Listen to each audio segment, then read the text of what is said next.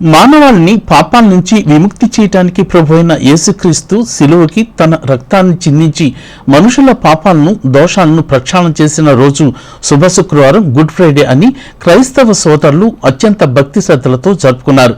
పట్టణంలోని ప్రధాన చర్చి అయినటువంటి టౌన్ చర్చి క్రీస్తు దేవాలయంలో గుడ్ ఫ్రైడే వేడుకలను విశేషంగా నిర్వహించారు. తొలుత ఫాస్టర్స్ దేవరపల్లి యేసురత్నం, యామర్తి లెనిన్ బాబు, దగ్గుమల్లి సాల్మన్ రాజు, విబి ప్రకాష్ బాబు ఆరాధన కార్యక్రమాన్ని ప్రారంభించారు. తర్వాత బైబిల్ గ్రంథ పాఠములను డేవిడ్ రాజు, జెల్లి ఘంటయ్య, బేతాళ కిషోర్ బాబు, పిల్లి సుధాకర్ రావు తెలిపారు. అనంతరం ప్రార్థనా కార్యక్రమాన్ని బుస్సా రవికుమారి, గురువిందపల్లి వేమయ్య, కారుమంచి చంద్రకుమార్లు నిర్వహించారు. తదనంతరం శాంతి క్షమాపణ యొక్క సందేశాన్ని తన త్యాగంతో యేసుక్రీస్తు శిలువపై చెప్పిన 7 మాటలను రెవరెండ్ ప్రకాష్ బాబు, దగ్గుపల్లి సాల్మన్ రాజు, యామర్తి రోజులీనా లెనిన్, దేవరపల్లి జయప్రద, యేసురత్నం, దగ్గుమల్లి ఎలీనా కుమారి సాల్మన్లు వివరించారు. తదనంతరం ప్రార్థనా కార్యక్రమంతో వేడుకలను ముగించారు.